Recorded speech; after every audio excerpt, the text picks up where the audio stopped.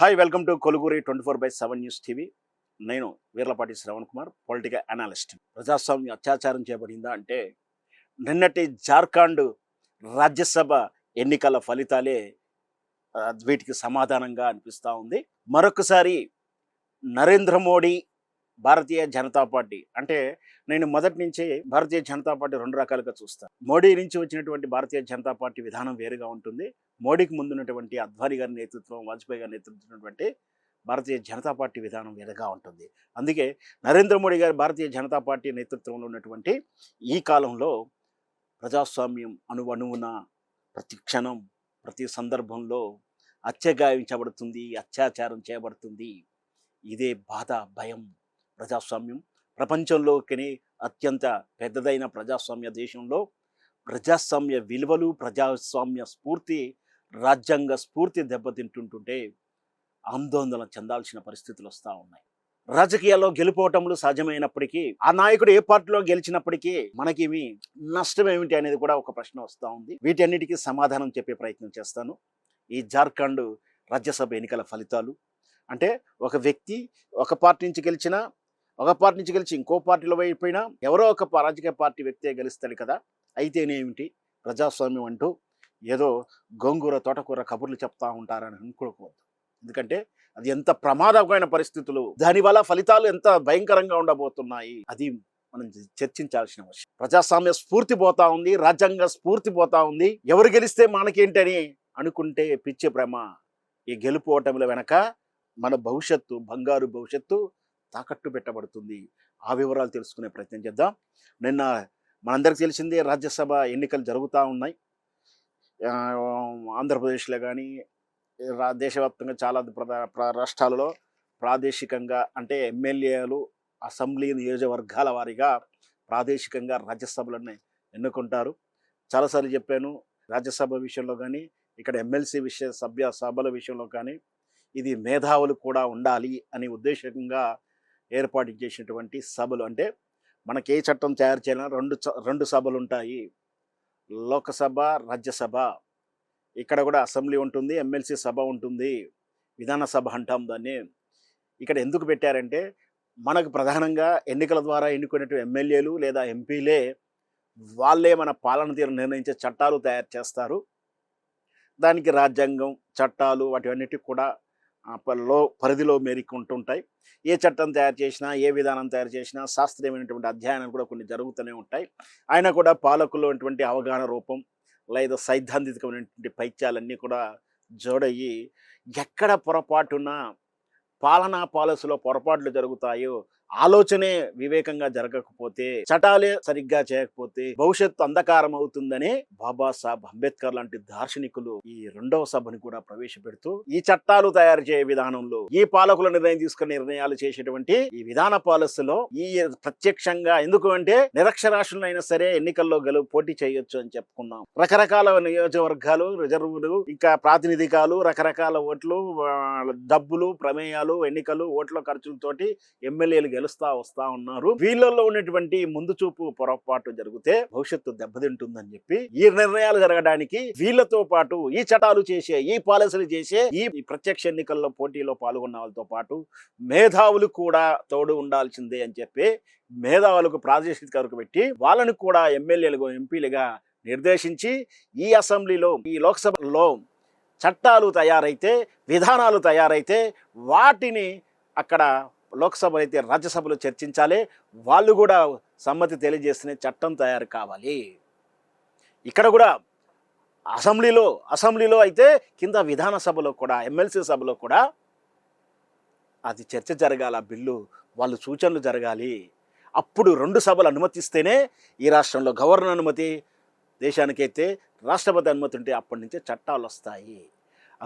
అట్లా వాళ్ళ మేధావులు ఉంటే, అందుకే మనకు తెలుసు కదా, ఎమ్మెల్సీ టీచర్లు, ఎంఎస్సీలు, గ్రాడ్యుయేట్లు, దేశానికి లేదా సాహిత్యాలకు, కళలకు విద్యావంతులైనటువంటి వాళ్ళని కూడా ఎమ్మెల్యేగాను, ఎమ్మెల్సీగాను, ఎంపీగా రాజ్యసభ సీటుగాను వాళ్ళకు కూడా చట్టాల తయారులో భాగస్వామి ఇచ్చే ఉద్దేశంగానే తయారు చేసింది. దాంతోపాటు కొన్ని నామినేషన్ పోస్టులు, దాంతోపాటు ఈ అసెంబ్లీలో ఉన్నటువంటి మెజారిటీ నియోజకవర్గాలు, ఎందుకంటే వీళ్ళ ప్రజా మద్దతు ఉన్నట్టుగా భావిస్తున్నాం కదా, గెలిచి వచ్చారంటే వాళ్ళ సోర్స్ ఆఫ్ వాయిస్ వాళ్ళ నుంచి మేధావులను కూడా రాజ్యసభ పంపాలి అని, విధానసభకు పంపాలి అనే ఉద్దేశంతో ఈ ఎన్నికలని రాజ్యసభ అండ్ ఎమ్మెల్సీలను నిర్వహించారు. కానీ ఇవి కలుషితమైపోయాయి, ఇవి స్వార్థానికి బలవుతా ఉన్నాయి. స్పాన్సర్షిప్ ఖర్చులు పెట్టిన వాళ్ళకు కోట్ల రూపాయల బడాస్వాములకు, లేదా ఎక్కడా న్యాయం చేయలేనప్పుడు ఓడిపోయిన వాళ్ళను, వృద్ధాప్యంలో ఉన్న వాళ్ళను తీసుకొచ్చి రాజ్యసభ ఎమ్మెల్సీలుగా చేస్తున్నటువంటి దరిద్రమైనటువంటి విధానంలోకి ఉన్నాం. అయితే ఈ రాజ్యసభలో నరేంద్ర మోడీ గారు వచ్చిన తర్వాత లోక్సభలో మెజార్టీ ఉంది, కానీ రాజ్యసభలో మెజార్టీ లేకపోవడం వల్ల చాలా నష్టం జరుగుతుందంటే ఆయన జరిగినటువంటి చట్టాలు ఈ రాజ్యసభలో రిజెక్ట్ అవుతున్నాయి.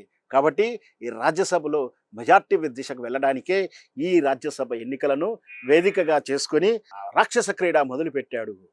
వీటి వివరాల్లోకి వెళ్తే రాజ్యసభలో ఏ విధంగా నిన్న మనం చూస్తూ ఉన్నాం, ఏ విధంగా గెలిపించుకుంటూ వెళ్ళిపోతూ ఉన్నాడో. రాజ్యసభలో మెజార్టీ దిశగా ప్రయాణాలు సాగుతూ ఉన్నాయి. ఒకవైపు మమతా బెనర్జీ పార్టీని చిల్చివేసినటువంటి విధానం చూస్తూ ఉన్నాం. ఇంకోవైపు ఆద్మీ పార్టీ నిన్న మొన్న శివసేనలో మళ్ళీ చీలికలు తెచ్చే ప్రయత్నాలు చేస్తూ ఇటు స్థానిక అసెంబ్లీలోను, రాజ్యసభలోను, పార్లమెంట్లోను మెజార్టీ పెంచుకునే దిశ వైపు వెళ్తా ఉన్నాడు. ఎందుకు అంటే మళ్ళీ ఇప్పుడు నరేంద్ర మోడీ గారికి కనుక మెజార్టీ వస్తే, రాజ్యసభలో కూడా మెజార్టీ సాధిస్తే, తాను చేయబోయేటువంటి పాలసీలు, తాను చేసేటువంటి ఉక్కు చట్టాలు, భయంకరమైన చట్టాలు రాబోతున్నాయి. అది ప్రమాదం. ఏ రాజకీయ నాయుడు గెలిచినా మనకు సంబంధం లేదు, ఎవరు గెలిచినా సంబంధం లేకపోవచ్చు అనుకోటే పొరపాటు ఏం జరుగుతుందంటే ఖచ్చితంగా బుల్డోజర్ చట్టాలు వస్తాయి, బుల్డోజర్ మార్క్ చట్టాలు వస్తాయి. ఆల్రెడీ జనానికి సంబంధం లేకుండా నోట్ల రద్దు చేసేసి దేశభక్తి అని చెప్పారు దాని పేరు. వీళ్ళకేం సంబంధం లేకుండా ధరలు పెంచేసి దేశభక్తి అని చెప్తా ఉన్నారు. వీళ్ళ పాలసీకి విరుద్ధంగా రైతు చట్టాలు తెచ్చి, ఉక్కు చట్టాలు తెచ్చి రైతుకు ఉరితాడు సిద్ధం చేశారు. ఆ పార్లమెంట్లో మెజార్టీ లేకపోవడం చట్టాలు తెచ్చిన వీళ్ళు రేపు రాజ్యసభలో కూడా మెజార్టీ వస్తే నిన్న వీగిపోయినటువంటి మహిళా చట్టాలు కావచ్చు, రేపు జరగబోయేటువంటి డీలిమిటేషన్ కావచ్చు, ఇవన్నీ కూడా మనకు ఉరితాళ్ళుగా ఉండబోతాయి. సమతుల్యం పాటించినటువంటి ఈ పార్లమెంట్ స్థానాల నియోజకవర్గాల విభజన సౌత్కు, నార్త్కు సమతుల్యం దెబ్బతినే ప్రమాదం వస్తూ ఉంటుంది. ఇట్లా ఏ చట్టం తీసుకున్నా కూడా వీళ్ళు బుల్డోజ్ చేయబోయే ప్రమాదం ఉంది. అందుకే మనం భయపడాలి, ఆందోళన చెందాలి, ప్రశ్నించాల్సిందే. నిన్న జార్ఖండ్లో జరిగింది ఏమిటంటే, వాళ్లకు 81 సీట్లు ఉన్నటువంటి జార్ఖండ్లో వీళ్ళకు జేఎంఎంకు ఒక సీటు అధికారికంగా వస్తుంది. వాళ్ళకు మిగిలినటువంటి ఒక సీటు, 6 సీట్లు 6 ఓట్లు మిగిలితే ఎటువైపు వెళ్ళాలంటే జార్ఖండ్ జేఎంఎం కాంగ్రెస్ వాళ్ళ మిత్రపక్షానికి వేయాల్సింది పోయి కొందరు ఏమీ లేనటువంటి భారతీయ జనతా పార్టీ మద్దతుదారు అనేటువంటి స్వతంత్ర అభ్యర్థి పరిమల్ నత్వాని ఇతను మూడవసారి అనుకుంటా రాజ్యసభ ఎంపీగా మళ్ళీ ఒక స్వతంత్ర వ్యాపారవేత్త, బడా పారిశ్రామికవేత్త మళ్ళొకసారి గెలిచాడు.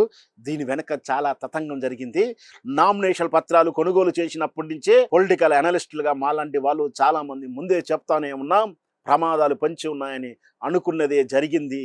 ఇది ఖచ్చితంగా 6 ఓట్లతోటి ఇక్కడ మిగిలిన జేఎంఎం తప్పని పరిస్థితి. వాళ్ళకి తెలుసు వాళ్ళ అభ్యర్థి ఓడిపోతున్నానని, వాళ్ళ కూటమి ఓడిపోతుందని. కైనా కూడా కట్టుదిట్టమైన చర్యలు తీసుకోలేదు. వీళ్ళు లోపాయకారిగా ఎన్డీఏ మద్దతు ఇచ్చిన స్వతంత్ర అభ్యర్థి.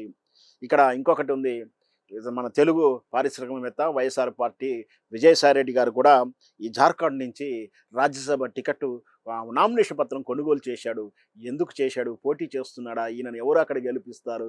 ఎవరు స్పాన్సర్ చేస్తున్నారు? దీని వెనక తతంగమైంది. ఏ పార్టీ తరపున ఆయన నిలబడబోతున్నారు? స్వతంత్రంగా ఉంటే ఎవరు మద్దతు ఇస్తారు? ఇవన్నీ కూడా చర్చ జరిగింది. కాదు ఇతని ఒకరికో డమ్మిగా అభ్యర్థిగా చేస్తున్నాడు అన్నారు. అదేదో కూడా ఇప్పుడు క్లారిటీ వచ్చింది. ఎన్డీఏ ఆడిచ్చినటువంటి నాటకంలో ఈ పరిమల్ నత్వానికి బినామీగా, అంటే కొన్ని సందర్భాల్లో ఏం చేస్తారంటే ఒక అభ్యర్థికి, మనకు నిన్న మీనాక్షి నటరాజన్ అదే జరిగింది, డమ్మీ అభ్యర్థి లేకపోవడం, రిజెక్ట్ అయితే నెక్స్ట్ ఈయన వ్యాలిడిటీకి వస్తాడు. తీరా ఆయన నామినేషన్ విషయంలో ఏదైనా జరిగితే ఆ వ్యక్తి ఆరోగ్యంగా లేకపోవడం, ఇట్లాంటి ఏమైనా జరిగే అవకాశాలు ఉంటాయి. లేదా ఆయనకు టెక్నికల్ ప్రాబ్లం వస్తే అనర్హుడిగా ప్రకటించే అవకాశాలు. తీరా మన అంటాం సినిమాలో డైలాగ్ పుస్తకం టైంలో ఆగండి అంటే ప్రమాదం కదా అన్నట్టుగా వీళ్ళకి ఏం చేస్తారంటే చాలా వరకు డమ్మీ నామినేషన్ పత్రాలు, డమ్మీ అభ్యర్థులని 2-3 సెట్లని సబ్మిట్ చేస్తూ ఉంటారు. పాపం మీనాక్షి నటరాజన్ అలా చేయకపోవడం వల్లనే తలనొప్పి వచ్చేసింది ఆమెకు. సో ఇట్లా రాజ్యసభ సీటు వీళ్ళు కైవసం చేసుకున్నారు. ఎంత అవమానీయమైన సంఘటన, అనుమానం. ఇది ఎంత బాధపడాల్సిన విషయము. ప్రజాస్వామ్యం ఈ విధంగా నట్టెట్లో కూని జరుగుతూ ఉంటే, గతంలో కూడా నేను చెప్పాను, భారతీయ జనతా పార్టీ అధికారంలో వచ్చిన తర్వాత ఎన్ని అరాచకాలు చేసి ఎన్ని రాష్ట్రాలలో ఏ విధంగా చేసిందో ఒక్కసారి చెప్పే ప్రయత్నం చేస్తాను. ధృతరాష్ట్రుల పాలనలో ప్రజాస్వామ్యం గుడ్డితనం, వాత్సల్యం మాటున ప్రశ్నార్థకం. వీళ్ళు 2014లో అరుణాచల్ ప్రదేశ్లో బీజేపీ ప్రజాస్వామ్యబద్ధంగా అత్యాచారం చేసింది ఈ ప్రజాస్వామ్యాన్ని. 2017లో గోవాల రాష్ట్రంలో బీజేపీ పార్టీ ఫిరాయింపులు, 2018లో మేఘాలయలో, 2018లో మణిపూర్లో, 2019లో కర్ణాటక రాష్ట్రంలో, 2020లో మధ్యప్రదేశ్లో, 2022లో మహారాష్ట్రలో, ఇట్లా 2016, 17, 2018, 2018, 19, 20 సంవత్సరాలు, 22 మహారాష్ట్ర, మధ్యప్రదేశ్, కర్ణాటక, మణిపూర్, మేఘాలయ, గోవా, అరుణాచల్ ప్రదేశ్, ఇట్లా ఇన్ని రాష్ట్రాలలో అసెంబ్లీలలో పార్టీలలో ఫిరాయింపులు చేయడం, ఒక్క సీటు ఉన్నటువంటి ఎమ్మెల్యే బీజేపీకి, ఆ తర్వాత అనూహ్యంగా వాళ్ళు ఎలా ముఖ్యమంత్రి కాగలిగారో ఇవన్నీ కూడా ప్రజాస్వామ్యాన్ని నడి బజారులో అత్యాచారం చేసి ప్రజాస్వామ్యాన్ని అపహాసం చేస్తూ పార్టీ ఫిరాయింపుల చట్టం అనే దాని ముసుగులో ఏ విధంగా ప్రజాస్వామ్యాన్ని అపహాసం చేశావో చూస్తా ఉన్నాం. ఈ ధృతరాష్ట్రుల పాలనలో వాత్సల్య మాటున దాగి ఉన్నటువంటి మౌనం వెనక చట్టాలు మౌనం వహిస్తూ ఉంటే, చర్యలు తీసుకోవాల్సినటువంటి వ్యవస్థలు నిద్రపోతా ఉంటే ఇంకా ఎన్నాళ్లకు మేలుకుంటుంది, ప్రజాస్వామ్యం రక్షించబడుతుంది అనేది మాలాంటి వాళ్ళ ఆందోళన. నిన్నటి రాజ్యసభ ఎన్నికల్లో మెజార్టీ వైపు ప్రయాణిస్తున్నటువంటి భారతీయ జనతా పార్టీకి మాకు అభ్యంతరం లేదు ఎవరు గెలిచినా, కానీ ఇక్కడ ఈ రాజ్యసభలో కూడా మెజార్టీ సాధిస్తే ఉక్కు చట్టాలు రాబోతున్నాయి. తస్మాత్ జాగ్రత్త అనేది నేను చెప్పే